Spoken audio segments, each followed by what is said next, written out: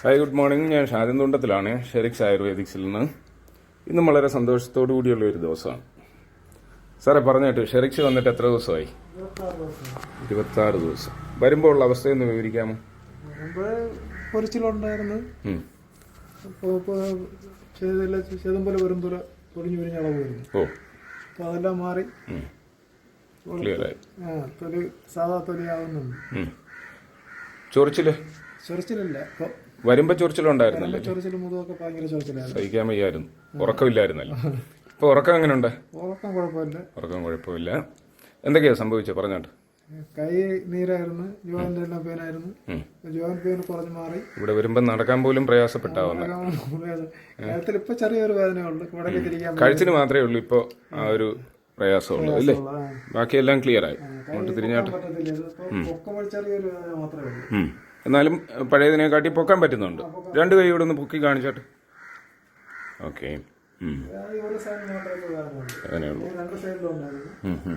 ഇതെല്ലാം നന്നായിട്ട് തെണുത്തിരുന്നതാണ് കേട്ടോ. അപ്പൊ അതൊക്കെ സോഫ്റ്റായി.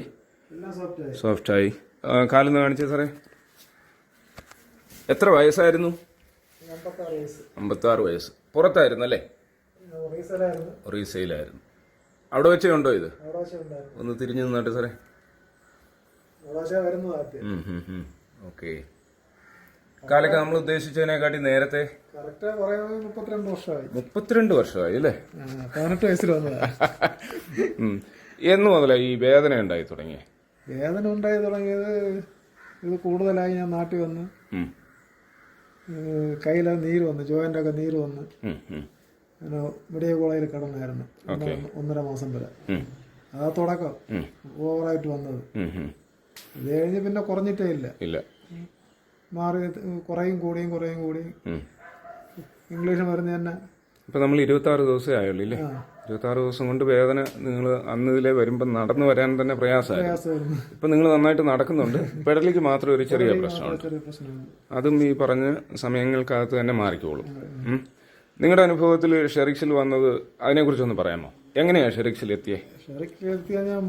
ഇതിന്റെ ഫുൾ ബോഡി ഒരു ആളുടെ വീഡിയോ ഉണ്ടായിരുന്നു. ശരീരം മൊത്തം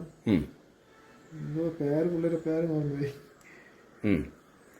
ഒരു കടയില ഇരിക്കുന്ന പുള്ളിയുടെ അമ്പലത്തിലൊക്കെ പോയിക്കൊണ്ടിരുന്ന നമ്മുടെ കുമാരേട്ടന്റെ